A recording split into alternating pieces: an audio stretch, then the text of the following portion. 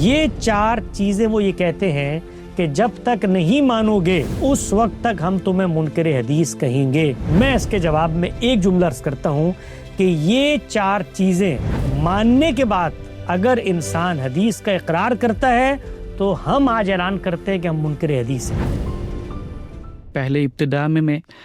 ایک بہت ہی کریٹیکل سوال کرنا چاہوں گا، اور ہم نے اس کے حوالے سے ابھی نیوز میں بھی کور کیا تھا۔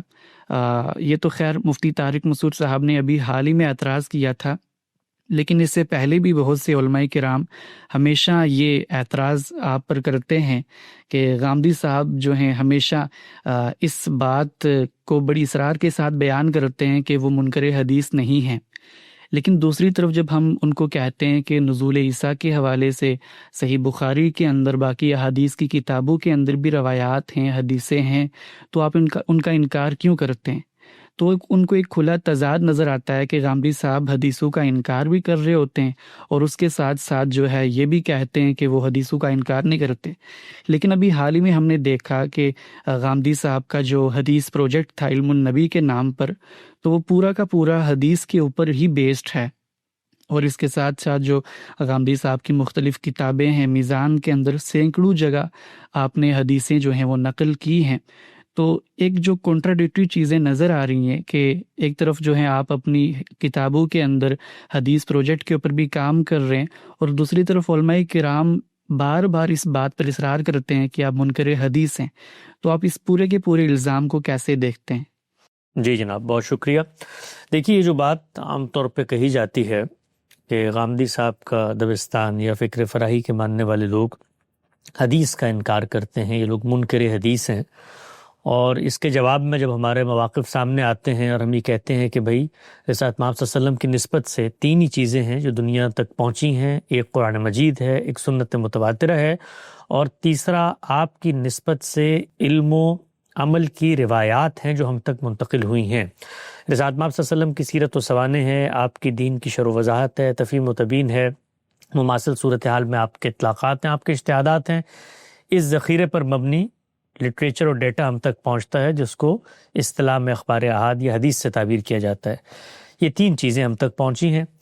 پہلی 2 چیزوں کے بارے میں کوئی سوال ہی نہیں ہے، اس لیے کہ قرآن مجید کی کیا حیثیت ہے وہ خود اس نے واضح کر دی ہے، سنت کی کیا حیثیت ہے خود قرآن مجید نے واضح کر دی ہے۔ جو تیسری چیز ہے اس کے بارے میں ہمارا نقطہ نظر 2 اور 2 4 کی طرح ہمیشہ سے لکھا ہوا موجود ہے۔ غامدی صاحب نے اپنی کتاب میزان کی ابتدا میں بھی لکھی، اور اسی طریقے سے مبادئ تدبر حدیث کے زیر عنوان، اور پھر ابھی علم النبی جو ان کی کتاب آئی ہے اس کے مقدمے میں بھی اس بات کی وضاحت کر دی ہے۔ اس کے ساتھ ساتھ مقامات ہی میں ان کا ایک مضمون ہے جو مولانا زاہد الراشدی صاحب کے بعض استفسارات کے جواب میں لکھا تھا۔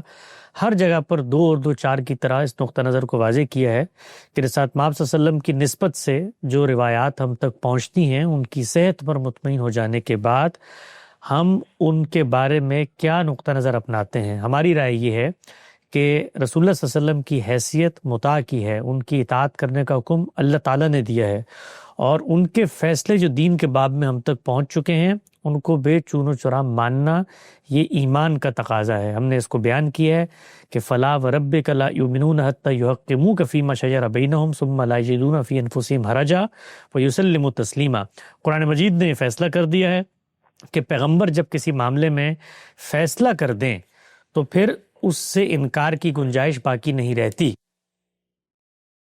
اسی پس منظر میں ہمارا یہ نقطہ نظر قائم ہوا ہے کہ حدیث رسالت محمد صلی اللہ علیہ وسلم کی نسبت سے جب ہم تک پہنچ جاتی ہے تو وہ اصل دین ہی کی شرح و وضاحت ہوگی، یہ اس کا دائرہ ہے۔ خود رسالت محمد صلی اللہ علیہ وسلم کو قرآن مجید نے پابند کر دیا ہے کہ آپ نے اللہ کا یہ دین ہی لوگوں تک پہنچانا ہے، تو اصل کی فرع ہوگی، متن کی شرح ہوگی، اسی طریقے سے جو کچھ ہمارے پاس اجمال میں دین کے اندر آ چکا ہے، اس کے تصورات، عقائد محکم ہو چکے ہیں، اس کی تفصیلات آ جائیں گی۔ اس کی چھوٹی چھوٹی مثالیں بھی لے لیتے ہیں تاکہ لوگوں کو سمجھنے میں آسانی ہو جائے۔ اصل کی فرع ہوگی، متن کی شرح ہوگی اور اجمال کی تفصیل ہوگی، یہ حدیث کا دائرہ ہے۔ اس میں آپ پہلی چیز دیکھیں تو اللہ تعالیٰ نے قرآن مجید میں یہ بتایا ہے کہ 2 بہنوں کو نکاح میں جمع نہیں کر سکتے۔ اس کی جو بھی ریزننگ، حکمت، علت ہے وہ اپنی جگہ پر اس وقت زیر بحث نہیں ہے۔ رسالت محمد صلی اللہ علیہ وسلم نے اسی اصل چیز کو سامنے رکھ کر اس کی جو حقیقی علت اس میں کار فرما تھی، مماثل صورتحال پر بھی اس کا اطلاق فرمایا اور یہ کہا کہ پھوپھی بھتیجی اور خالہ اور بھانجی کو آپ نکاح میں جمع نہیں کر سکتے۔ یہ جو اصل حکم موجود تھا اسی ہی کی فرع ہے، یعنی اسی پر جو علت وہاں کار فرما تھی اسی علت کا اشتراک کسی نئی مماثل صورتحال پہ دیکھا تو اس پر رسالت مآب صلی اللہ علیہ وسلم نے اطلاق کر کے دنیا کو بتا دیا۔ متن کی شرح ہوگی، یعنی جو کچھ آپ کے سامنے متن آتا ہے اس متن کے کچھ عقلی یا لسانی مضمرات ہوتے ہیں۔ دنیا بھر میں جب بھی متون وجود پذیر ہوتے ہیں تو ان متون کے اندر وجود پذیر ہوتے وقت کچھ عقلی اور لسانی مضمرات رکھ دیے جاتے ہیں۔ وہ عقلی اور لسانی مضمرات تدبر سے، تعقل سے، غور و فکر سے، کلام کو سمجھنے سے، ان کے سیاق کو سمجھنے سے ہمیشہ لوگوں پر واضح ہو جاتے ہیں۔ یہی کام بعض روایات میں، بہت کم تفسیری روایات منقول ہیں رسالت مآب صلی اللہ علیہ وسلم کی نسبت سے، ان میں آپ نے یہی کام کیا ہے اور اس میں کوئی ایک بھی ایسی مثال نہیں ہے جو قرآن مجید موجود ہے، جو اس کے عقلی لسانی مضمرات ہیں، اس سے ہٹ کر آپ نے کوئی نئی چیز اس میں بیان کی ہو۔ اس کی بھی ایک مثال لے لیتے ہیں۔ مثال کے طور پہ اللہ تعالیٰ نے قرآن مجید میں فرمایا ہے کہ السارق والسارقۃ فاقطعوا ایدیہما، کہ جو چور ہے وہ چوری کرتا ہے مرد یا عورت، ان کے دونوں ہاتھ کاٹ دیے جائیں گے۔ اب چوری کیا چیز ہوتی ہے؟ چوری کا فعل کس شخص پہ صادق آتا ہے؟ یہ جس وقت کلام وجود پذیر ہو رہا تھا تو اس میں کچھ صیغے استعمال ہوئے چور کے، مطلب چور جس نے چوری کی صفت کو بدرجہ اتم اپنے اندر اپنا لیا ہو۔ اب چوری بالعموم کس چیز کو کہا جاتا ہے؟ یہ علم اور عقل کے مسلمات ہیں۔ اسی طریقے سے کلام جب وجود پذیر ہوا تو اس کے اندر یہ عقلی اور لسانی مضمر محذوف تھے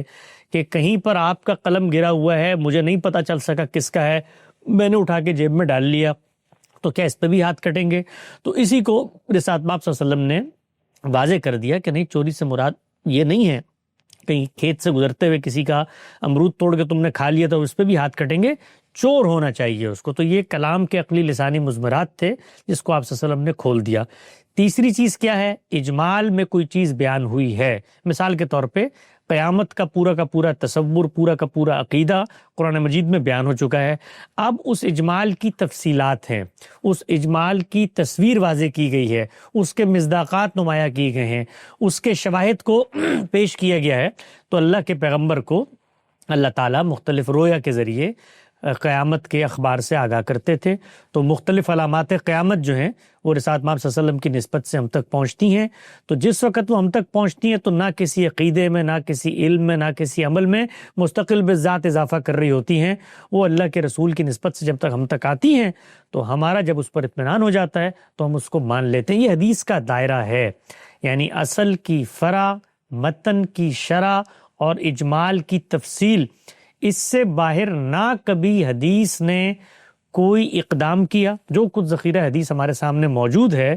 اس کو اٹھا لیں، 70,000 کے قریب کہتے ہیں روایات ہیں، کوئی ایک روایت، ہمارا مکتبہ فکر اس کے لیے چشم برہ ہے کہ ایک روایت پیش کی جائے جس روایت کے بارے میں رسالت مآب صلی اللہ علیہ وسلم یہ دعویٰ کر کے آ رہے ہوں کہ یہ جو کچھ قرآن مجید نے کہا ہے، اصل کی فرع، متن کی شرح اور اجمال کی تفصیل کا دائرہ، اس سے باہر مستقل بذات نیا عقیدہ، نیا عمل میں امت میں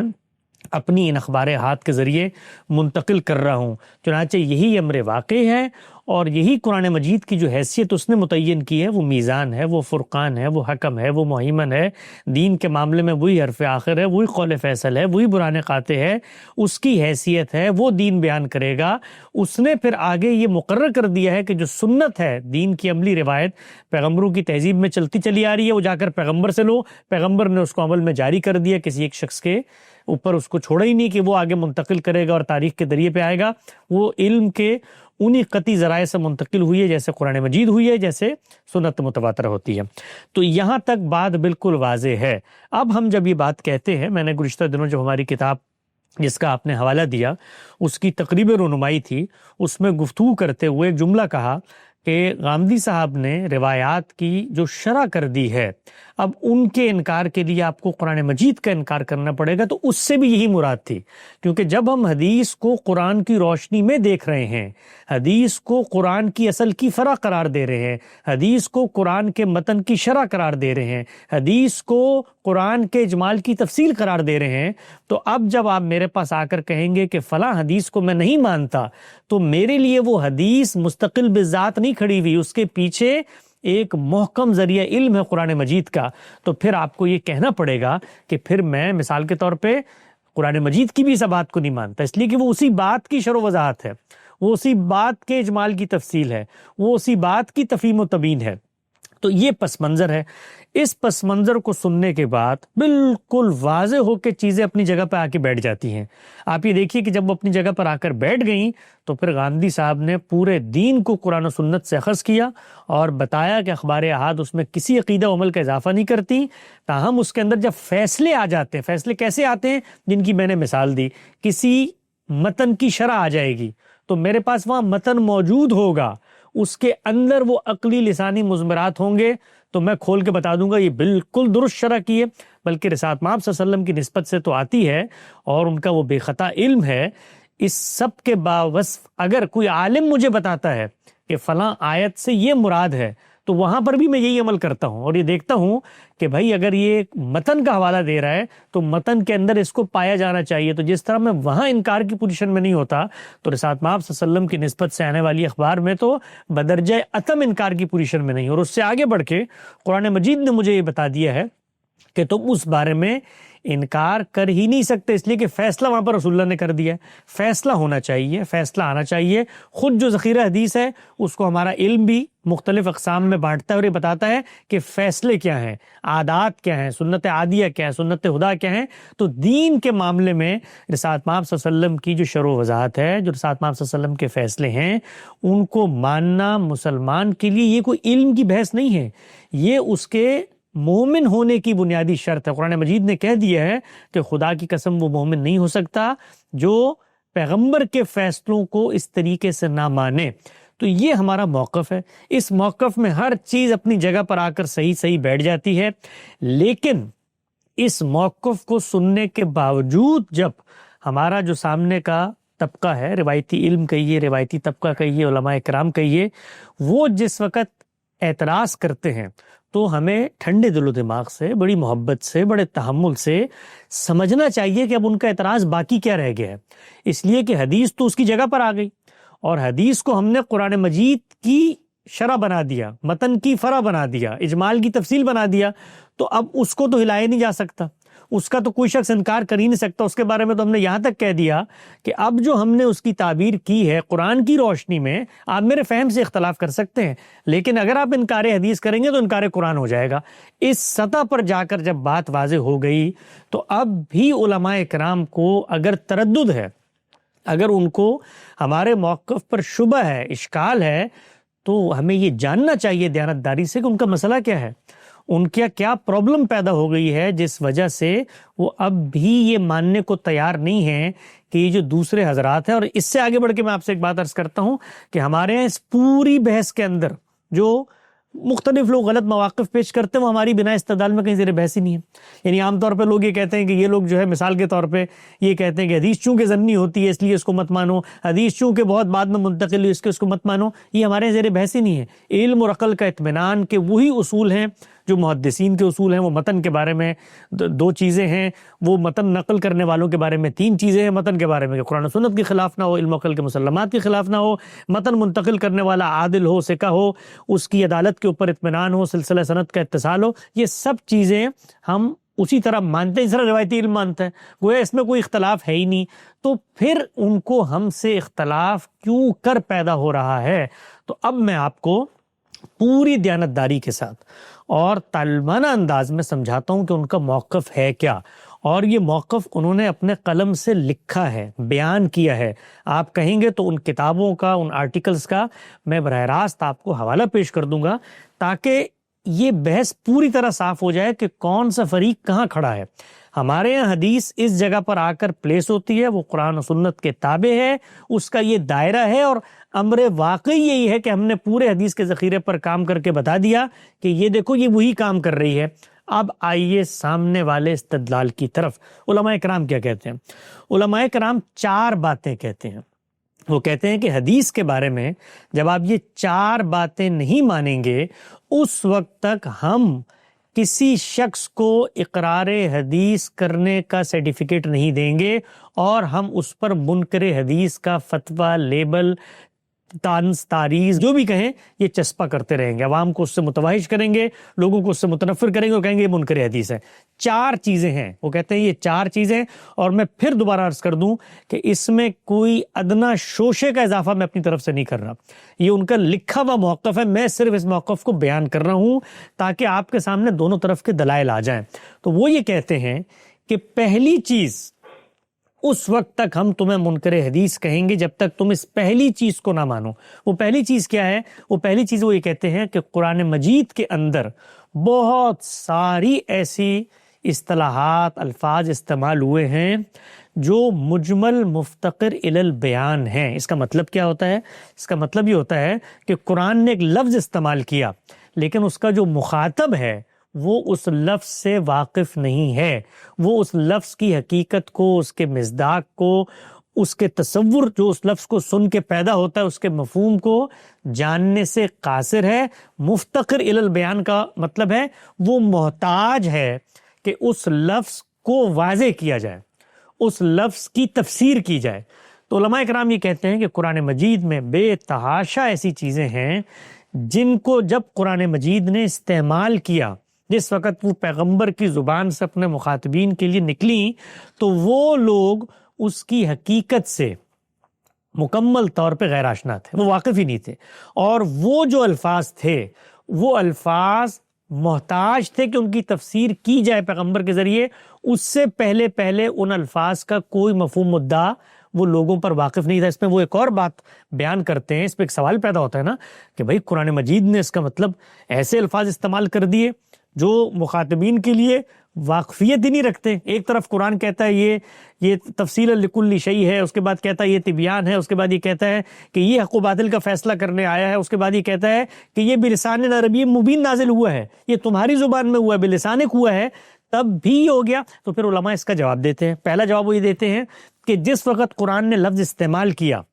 اور مجھ تک پہنچا، پیغمبر نے کہا بھائی اقم الصلاۃ یا حج البیت، یہ لفظ اس نے استعمال کیے، تو مجھے نہیں پتا تھا اس کا کیا مراد ہے۔ تو جب تک پیغمبر نے مراد واضح نہیں کی، وہ یہ کہتے ہیں کہ یہ مومنین کا ابتلا تھا کہ وہ بغیر سمجھے، ظاہری بات ہے جس وقت پیغمبر نے آیت پڑھی ہوگی، آیت کا سلسلہ جاری ہوا ہوگا، تو کچھ تفسیر میں کوئی وقت آیا ہوگا نا، کوئی فرق آیا ہوگا، چلو 1 سیکنڈ ہی کا فرق آیا ہو، تو اس 1 سیکنڈ میں کیا کرنا تھا؟ تو وہ کہتے ہیں کہ اس 1 سیکنڈ میں اللہ نے آپ کو ابتلا میں، آزمائش میں ڈال دیا تھا کہ بغیر سمجھے، بغیر جانے، بغیر اس تصور کو اپنے اندر تسلیم کیے کہ صلاۃ سے کیا مراد ہے، زکوٰۃ سے کیا مراد ہے، حج سے کیا مراد ہے، صوم سے کیا مراد ہے، اس کو مان لو، یہ تمہارا ابتلا ہے، آزمائش، امتحان ہے۔ تو یہ پہلی بات وہ کرتے ہیں۔ اور پھر دوسری بات وہ یہ کرتے ہیں کہ یہ جو تصورات بیان ہوئے ہیں، ان تصورات کو پھر رسالت مآب صلی اللہ علیہ وسلم نے بیان کیا، سمجھایا کہ یہ وہ مجمل مفتقر الی البیان ہے جس کی ہم شرح و وضاحت کر دیتے ہیں، اس کے بعد وہ تمہیں سمجھ میں آئیں گے۔ تو ہمارے علماء اکرام یہ کہتے ہیں کہ اگر آپ اس پہلے تصور کو نہیں مانتے کہ قرآن مجید کے اندر ایسے الفاظ ہیں جو مجمل مفتقر الی البیان ہیں، جو شرح و وضاحت تفسیر کے محتاج ہیں، اور حدیث ان کی شرح و وضاحت اور تفسیر کرتی ہے، اس سے پہلے قرآن یہ کام نہیں کرتا، اگر آپ یہ پہلی چیز نہیں مانتے تو آپ منکر حدیث ہیں۔ یہ ان کا موقف ہے پہلے نقطے کے بارے میں۔ 4 نکات ذہن میں رکھیے گا، ایک ایک کو ساتھ ساتھ لے کے چلیں گے۔ اس پہلے نقطے کی چند مثالیں بھی لے لیں۔ مثال کے طور پہ قرآن مجید میں آئے حج کا ذکر، تو وہ یہ کہتے ہیں کہ حج تو عربی زبان کا ایک لفظ ہے، اس کا مطلب ہوتا ہے قصد کرنا۔ حج سے شریعت میں کیا مراد ہے؟ یہ مفتقر الی البیان ہے، یہ محتاج تعویل ہے، محتاج بیان ہے، یعنی اس کو سمجھایا جائے گا۔ زکوٰۃ لفظ آ گیا ہے، پتہ نہیں کیا ہے، یہ مفتقر البیان ہے۔ تو یہ تصور ہے ان کا حدیث کے بارے میں کہ پہلے قرآن کو مجمل مانو مفتقر البیان، اور پھر حدیث کو جب تک بیان تفسیر نہیں مانو گے اس وقت تک ہم تمہیں منکر حدیث کہیں گے۔ اس پہلے نقطے پر ایک ایک لفظ کا تبصرہ کرتے کرتے میں آگے بڑھتا چلا جاتا ہوں۔ ہمارے نزدیک قرآن مجید میں کوئی ایک چیز بھی مجمل مفتقر الی البیان نہیں ہے۔ قرآن مجید جب یہ کہتا ہے روزہ رکھو، تو روزہ کیا ہے؟ یہ پیغمبر نے جاری کر دیا ہے۔ روزہ کیا ہے؟ قرآن مجید کہتا ہے یہ تم پر اسی طرح فرض کیے گئے جیسے تم سے پچھلے لوگوں پہ فرض کیے گئے تھے۔ ان کے اندر جو ترمیم اضافہ کرنا وہ پیغمبر کی ذات کر کے جاری کر چکی ہے۔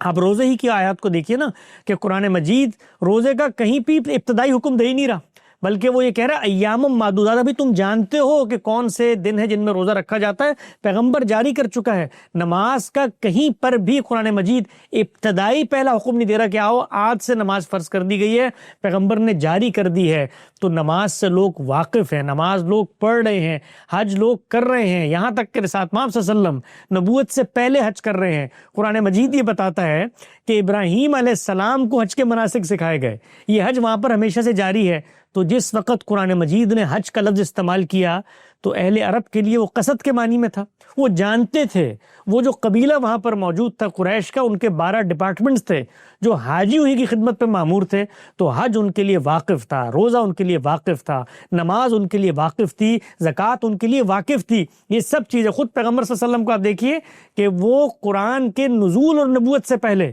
اعتکاف کرنے کی غرض سے گئے ہوئے ہیں، تو اعتکاف بھی واقف تھا۔ ہر چیز ہو رہی ہے، نماز ہو رہی ہے حرم کے اندر، اس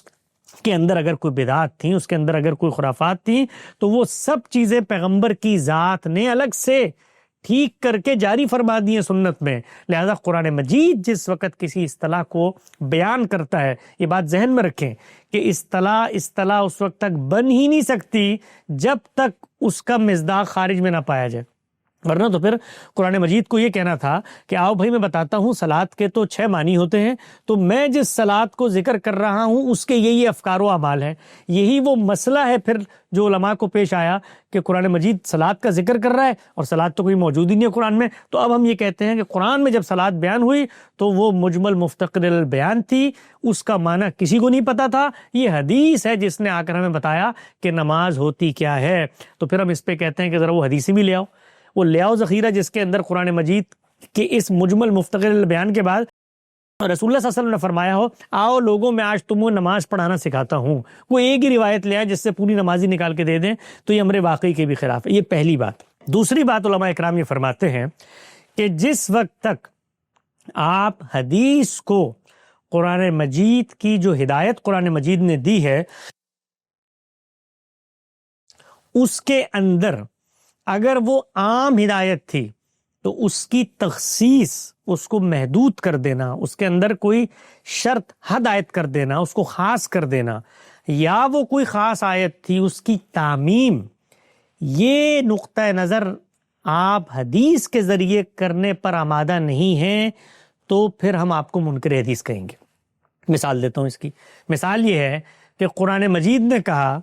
کہ بھائی زانی مرد ہو یا عورت، وہاں پر لفظ استعمال کیا الزانی والزانیہ، زانی مرد ہو یا عورت اگر وہ زنا کا ارتکاب کرتے ہیں تو ان کے اوپر 100 کوڑوں کی سزا کا نفاذ کیا جائے گا، یہ قرآن مجید نے بیان کر دیا۔ علماء کرام یہ کہتے ہیں کہ آپ کو ہم منکر حدیث کہیں گے اگر آپ قرآن کی بنیاد پر یہ اصرار کریں کہ قرآن مجید نے تو بغیر کسی شرط کے، بغیر کسی تخصیص، بغیر کسی تعدید، بغیر کسی ترمیم، بغیر کسی اضافے کے یہ بات بیان کی ہے کہ بھائی زانی مرد ہو عورت اس کے ساتھ یہ معاملہ ہوگا، تو اگر آپ یہ بات قرآن کی بنیاد پہ مانتے ہیں کہ قرآن یہ کہتا ہے تو ہم آپ کو منکر حدیث کہیں گے، اس لیے کہ قرآن مجید جو بھی کہتا ہو وہ یہ کہتا ہو کہ من بعد وصیتن کا جو لفظ ہے وہ بغیر کسی شرط کے استعمال کرتا ہو۔ آپ نے اگر قرآن کی بنیاد پہ دعویٰ کیا نا کہ قرآن مجید نے تو بات کو واضح کر دیا ہے، گویا قرآن مجید قطعی الدلالہ ہے، وہ اپنی بات کو پورے وضوح سے بیان کرتا ہے، تو پھر ہم آپ کو منکر حدیث کہیں گے، اس لیے کہ ہم یہ سمجھتے ہیں، علماء کرام یہ کہتے ہیں ہم یہ سمجھتے ہیں کہ حدیث کے ذریعے سے ہم قرآن مجید کے اندر ترمیم بھی کریں گے، اس کی تخصیص بھی کریں گے، اس کی تعمیم بھی کریں گے۔ اس کی ایک مثال میں آپ کی خدمت میں پیش کر دیتا ہوں۔ وہ یہ کہتے ہیں دیکھو قرآن نے تو کہا تھا نا، تم لوگ آ کے ہمارے سامنے قرآن پڑھتے ہو اور کہتے ہو قرآن اللہ کا کلام ہے، قطعی الدلالہ ہے، اس کا ایک ہی متن ہے اور اس کا مفہوم بھی متعین ہے اور اس کی ایک ہی قرات ہے، سب چیزیں تم کہتے ہو اور اس کے تابع سب چیزیں دیکھو۔ ہم تمہیں بتاتے ہیں کہ رسالت مآب صلی اللہ علیہ وسلم نے تو شادی شدہ اور غیر شادی شدہ کی بنیاد پر یہ تقسیم کی تھی، لہٰذا قرآن مجید کی آیت جو تم پڑھتے ہو اس آیت کے اندر ہم نے تخصیص کر دیے۔ گویا قرآن میں جو چیز زیر بحث ہے، اگرچہ وہ قرآن کے الفاظ میں نہیں ہے، اگرچہ وہ قرآن کے مدعا متن مفہوم میں کہیں نہیں ہے، ہم حدیث کے ذریعے اس قرآن مجید کی اس تعمیم کے اندر تخصیص کریں گے۔ تو وہ یہ کہتے ہیں کہ اب ہم نے یہ تخصیص کر دی ہے کہ قرآن مجید میں جس وقت زنا کی سزا کا ذکر ہوا تو اب وہ سزا صرف غیر شادی شدہ لوگوں کے لیے ہے، ان کو 100 کوڑے لگیں گے۔ شادی شدہ کی سزا ہم لوگ بیان کریں گے، ہم نے روایتوں سے سمجھی ہے اور ہم قرآن مجید کی اس تعمیم پر تخصیص۔ تو جو شخص حدیث کے ذریعے قرآن کی تخصیص کا قائل نہیں ہے، علماء کرام یہ کہتے ہیں وہ منکر حدیث ہے۔ یہ بات اسی طریقے سے وہ لکھتے ہیں، بیان کرتے ہیں۔ اس پر میں 1 منٹ کا تبصرہ کر دیتا ہوں۔ اس طرح کی جتنی روایات لوگ لے کر آتے ہیں اور وہ یہ بتاتے ہیں کہ یہ قرآن مجید کی تعمیم میں تخصیص ہو گئی ہے یا تخصیص کے اندر تعدید ہو گئی ہے، تو ان کے بارے میں ہم یہ بتاتے ہیں کہ آؤ بیٹھو غور کرو، یہ اسی کلام کے عقلی لسانی مضمرات ہیں جن کو رسالت مآب صلی اللہ علیہ وسلم نے کھول دیا۔ یہ کوئی نئی چیز اس میں بیان نہیں ہو رہی۔ مثال کے طور پہ جس وقت یہ بات بیان ہوئی کہ چوری کی یہ سزا ہے، تو چوری کیا ہوتی ہے یہ رسالت مآب صلی اللہ علیہ وسلم نے الگ سے تحدید نہیں کی، یہ کلام کے عقلی لسانی مضمرات تھے، اس کا بیان آگے رہا۔ حدیث یہاں پر کوئی نیا کام کر ہی نہیں رہی۔ اسی کے ساتھ ساتھ ہم ان کو یہ بتاتے ہیں کہ جن معاملات میں تمہیں تردد ہو رہا ہے، تم یہ دیکھ رہے ہو کہ بھئی زنا کی سزا تو قرآن نے صرف 100 کوڑے دی تھی، یہ رسول اللہ نے رجم کیوں کر دیا؟ تو آؤ ان واقعات پہ غور و فکر کرو۔ خود رجم کی سزا قرآن مجید میں زیر بحث ہے اور وہ فساد فی الارض کے ضمن میں ہے، تو روایتوں پر غور کرو۔ روایتیں چیخ چیخ کر پکار کے یہ بتا رہی ہیں کہ ان روایتوں میں جن لوگوں نے یہ جرم کیا تھا وہ محض زنا کا جرم نہیں تھا، وہ فساد فی الارض کا جرم بن چکا تھا۔ چوری جس وقت ڈاکہ بن جائے، قتل جس وقت دہشت گردی بن جائے اور زنا جناب الجبر بن جائے یا کعبہ گری بن جائے، تو اس موقع پر کیا ہوتا ہے؟ یہ فساد کے زمرے میں آ جاتا ہے۔ تو رسول اللہ صلی اللہ علیہ وسلم نے 2 سزاؤں کا اطلاق کیا ہے، فساد کی سزا بھی دی ہے اور 100 کوڑے بھی مارے ہیں۔ تو تم لوگ ہم سے یہ مطالبہ کرتے ہو کہ قرآن مجید کو ایک طرف رکھ دو اور حدیث کے ذریعے اس کے اندر تبدیلی کر دو، تو اب جب تک یہ تبدیلی نہیں کرو گے تو ہم تمہیں منکر حدیث سمجھیں گے۔ یہ علماء کا دوسرا استدلال ہے۔ تیسرا استدلال ان کا یہ ہے کہ جو کچھ قرآن مجید بیان کر رہا ہے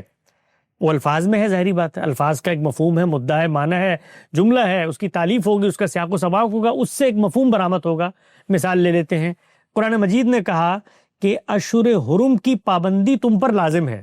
یعنی عربوں کے ہاں 4 ایسے، اور دین ابراہیمی کی روایت میں ہمیشہ سے 4 ایسے مہینے تھے جن کے اندر قتال کی ممانعت تھی تاکہ لوگ حج کر سکیں، عمرہ کر سکیں۔ یہ قرآن مجید نے یہ کہہ کر واضح کیا کہ تم ان کے اندر تبدیلیاں کرتے ہو، تم ان کے اندر تغیر کرتے ہو۔ یہ ہم آج واضح کر رہے ہیں کہ اشہر حرم کی حرمت برقرار ہے اور تم نے اس کی پاسداری کرنی ہے، مسلمانوں کو قیامت تک اس کا پابند کر دیا رسول اللہ نے۔ قرآن مجید واضح ہے۔ علماء کرام تیسرا نقطہ یہ بیان کرتے ہیں کہ جب تک آپ حدیث کے ذریعے قرآن مجید کی واضح متعین ہدایت کو منسوخ کرنے پر آمادہ نہیں ہوں گے، گویا اس کو نل اینڈ وائٹ کرنے پر آمادہ نہیں ہوں گے، گویا اس کے خاتمے پر آمادہ نہیں ہوں گے، اس وقت تک ہم آپ کو منکر حدیث کہیں گے۔ مثال لے لیتے ہیں، مثال امام سرخسی بیان کرتے ہیں، بے شمار مثالیں ہیں اس کی، آپ کو روایت کی کتابوں میں ایک مثال لے لیتے ہیں۔ مثال کے طور پہ اشہر حرم کی حرمت کی قرآن نے بات کی تو امام سرخسی فرماتے ہیں کہ رسول اللہ صلی اللہ علیہ وسلم نے اس کو منسوخ کر دیا۔ گویا ہمارے پاس ایک حدیث آئی ہے کہ آپ نے فلاں موقع پر فلاں مہینے میں قتال کیا تھا، اور وہ مہینہ تو چونکہ اشہر حرم ہے تو اس لیے قرآن نے اگرچہ کہا ہو کہ اشہر حرم میں قتال نہیں کرنا، ہم یہ کہتے ہیں کہ حدیث میں یہ آگے ہے کہ آپ نے فلاں مہینے میں یہ قتال کیا تھا، لہذا قرآن کی ہدایت کو ہم نے منسوخ کر دیا۔ تو علماء اکرام کا تیسرا نقطہ نظر یہ ہے کہ حدیث کے ذریعے قرآن کو منسوخ کرنے پر جس وقت تم آمادہ نہیں ہوگے اس وقت تک ہم تمہیں منکر حدیث سمجھیں گے۔ اب آپ دیکھیے کہ وہی روایت جس سے یہ کام کیا گیا، صرف اس کو بخاری میں کھول کے پڑھ لیں تو واضح ہو جائے گا کہ خود قرآن مجید نے تو شرائط عائد کر دی تھی کہ اگر تم پر حملہ ہو جائے ان مہینوں میں تو تم جواب دے سکتے ہو۔ وہ دیکھیے وہ حملہ کس نے آغاز کیا؟ رسول اللہ صلی اللہ علیہ وسلم نے اسی آغاز کیے ہوئے حملے کو کہاں تک پہنچایا؟ خود حدیث کی کتاب نے واضح کر دیا ہے کہ وہ اشہر حرم کے اندر ہوا ہی نہیں۔ تو ان سب چیزوں کو جب ہم بیان کرتے ہیں کہ وہی روایت تو وہ کام کر ہی نہیں رہی جس کے ذریعے سے تم قرآن مجید کو منسوخ کر رہے ہو، تو وہ یہ کہتے ہیں کہ ہمارا کرائیٹیریا ہے تیسرا، اگر آپ حدیث کے ذریعے قرآن کو منسوخ کرنے پر آمادہ نہیں ہوں گے تو ہم آپ کو منکر حدیث کہیں گے۔ یہ تیسرا کرائیٹیریا۔ چوتھا اور آخری کرائیٹیریا ان کا یہ ہے منکر حدیث کا لیبل لگانے کے لیے کہ جس وقت تک کوئی بھی روایت آپ کے سامنے آتی ہے، کوئی بھی روایت، اس روایت کو انسانوں نے جب سمجھا ہے، علماء اکرام نے جب سمجھا ہے، سلف صالحین نے جب سمجھا ہے، تو اس سمجھنے سے جو ان کا ایک نقطہ نظر وجود پذیر ہوا ہے، جو آئیڈیا ڈیولپ ہوا ہے، وہ چونکہ ایک آدمی کا نہیں ہے، افراد کی اتنی بڑی تعداد کی انڈرسٹینڈنگ ہے حدیث کی، لہٰذا حدیث کے مفہوم پر جب اجماع ہو جائے تو اس سے اگر آپ اختلاف کرتے ہیں، اس وقت حجت حدیث زیر بحث نہیں ہے، یعنی حدیث کی جو انڈرسٹینڈنگ ہے، مثال لے لیتا ہوں بھئی، حدیث کی انڈرسٹینڈنگ ہے کہ رسول اللہ صلی اللہ علیہ وسلم نے فرمایا جس شخص کی تہبند ٹخنوں سے نیچے ہوگی وہ جہنم میں جلائی جائے گی، تو وہ یہ کہتے ہیں کہ یہ حکم تکبر کی غرض سے ہو یا نہ ہو اس پر اجماع ہے۔ یا ایک اور مثال لے لیتے ہیں، مثال کے طور پہ وہ کہتے ہیں کہ یہ نزول مسیح کی روایت جس کا آپ نے ذکر کیا کہ یہ کتابوں میں آ گئی ہے، اور اب اس سے مراد یہ ہے کہ اس میں حصی طور پر سیدنا مسیح دوبارہ زمین پر اتر کے تشریف لائیں گے۔ یہ جو بھی روایتیں ہیں ان پر ہماری ایک انڈرسٹینڈنگ ڈیولپ ہو چکی ہے انسانوں کی، تو اس انڈرسٹینڈنگ سے اگر آپ اختلاف کرتے ہیں، انڈرسٹینڈنگ سے اختلاف کرتے ہیں ہماری انسانوں کی، تو ہم آپ کو منکر حدیث کہیں گے۔ اس پر ہم وہی ایک لفظی تبصرہ کہ جس وقت آپ کی انڈرسٹینڈنگ آتی ہے تو آپ بھی اگر رسول اللہ کی جگہ پہ بیٹھ گئے ہیں اور رسول اللہ نے قرآن کی شرح و وضاحت کی تھی اور ان شرح و وضاحت سے جو ذخیرہ حدیث مرتب ہوا اس کی شرح و وضاحت کی ذمہ داری آپ کو دی ہے، اور ہمیں قرآن نے پابند کر دیے کہ رسول کے بعد ان کے فیصلے بھی مانو اس شرح و وضاحت کے بارے میں، تو ہم مانیں گے، ورنہ حدیث کو دیکھیں گے، اس کا سیاق دیکھیں گے، سباق دیکھیں گے، پس منظر دیکھیں گے، سب سے بڑی چیز اصول دیکھیں گے جس کی وہ فرع بن رہی ہے، متن دیکھیں گے جس کی وہ شرح بن رہی ہے، اجمال دیکھیں گے جس کی وہ تفصیل بن رہی ہے، اور ہزاروں جگہ پر اختلافات ہو سکتے ہیں روایت کی تفہیم میں۔ تو یہ چار نقطہ نظر ہیں۔ میں طالب علمانہ انداز میں بڑی محبت دیانتداری کے ساتھ یہ عرض کرتا ہوں کہ یہ چار جو چیزیں میں نے بیان کی ہیں، اگر اس میں کوئی ادنا تحریف کی ہو، ادنا ترمیم اضافہ کیا ہو جو علماء کرام کہتے ہیں، تو آپ آ کر میرا گریبان پکڑ لیں۔ میں نے بے کم و کاست ویسے بیان کی ہیں جیسے وہ بیان کرتے ہیں۔ یہ چار چیزیں وہ یہ کہتے ہیں کہ جب تک نہیں مانو گے اس وقت تک ہم تمہیں منکر حدیث کہیں گے۔ میں اس کے جواب میں ایک جملہ عرض کرتا ہوں کہ یہ چار چیزیں ماننے کے بعد اگر انسان حدیث کا اقرار کرتا ہے تو ہم آج اعلان کرتے ہیں کہ ہم منکر حدیث ہیں، ہم منکر حدیث۔ اگر یہ چار چیزیں ماننے کا مطلب اقرار حدیث ہے تو ہم انکار حدیث کرتے ہیں۔ اس پس منظر میں اگر یہ چار چیزیں ماننا ہے انکار حدیث تو پھر ہم منکر حدیث ہیں، اس لیے کہ ان چار چیزوں کو ماننے کا لازمی تقاضا یہ ہے کہ پھر آپ قرآن مجید کا انکار کر دیں، پھر آپ یہ مان لیں کہ قرآن مجید اصل نہیں ہے، قرآن مجید اختلافات کا فیصلہ کرنے نہیں آیا، حق و باطل کے لیے وہ میزان نہیں ہے، وہ فرقان نہیں ہے، وہ مہیمن نہیں ہے، سلسلہ وحی کو اس پر پرکھ کے نہیں دیکھا جائے گا۔ پھر آپ کو یہ ماننا پڑے گا کہ قرآن مجید قطعی الدلالہ نہیں ہے، پھر آپ کو یہ ماننا پڑے گا کہ اس کے متون کے اندر بھی بے شمار اختلافات ہیں، اس کی قرات کے اندر بھی بے شمار اختلافات ہیں، پھر آپ کو یہ ماننا پڑے گا کہ اس کے اندر متشابہ آیات بھی ہیں، اس کے اندر مجمل مفتقر البیان بھی ہے، اس کے اندر اتنی چیزیں ہیں جو انسانوں کو پتہ ہی نہیں تھی اللہ تعالیٰ نے کہہ دی۔ پھر آپ کو یہ ماننا پڑے گا کہ وہ اصل نہیں ہے، روایات فیصلہ کن درجہ رکھتی ہیں۔ اگر یہ مفہوم ہے تو اس پر اعلانیہ مسلمان کی حیثیت سے اس سے بڑا کوئی اقرار نہیں ہو سکتا کہ ہم سب کہیں کہ جس پر علماء کرام منکر حدیث کا لیبل لگاتے ہیں ہم بدرجہ فخر اس کو قبول کر کے اپنے ماتھے کی زینت بنائیں گے، لیکن ساتھ ساتھ یہ بیان کریں گے کہ یہ جس چیز پر تم اقرار حدیث کر رہے ہو یہ اصل میں انکار قرآن ہے، یہ انکار قرآن ہے، اور ہم نے حدیث کی جو پلیسمنٹ کی ہے وہ دین کے فریم میں بالکل قرآن مجید کے مطابق ہے، صحیح جگہ پر ہے۔ اس پس منظر میں اگر آپ علماء اکرام کی گفتگو آئندہ سنیں گے جس وقت وہ ہمیں منکر حدیث کہتے ہیں، تو عام لوگوں پر دو چار کی طرح یہ بات بالکل واضح ہو جائے گی کہ کون سا فریق کس موقف کے ساتھ کہاں کھڑا ہے۔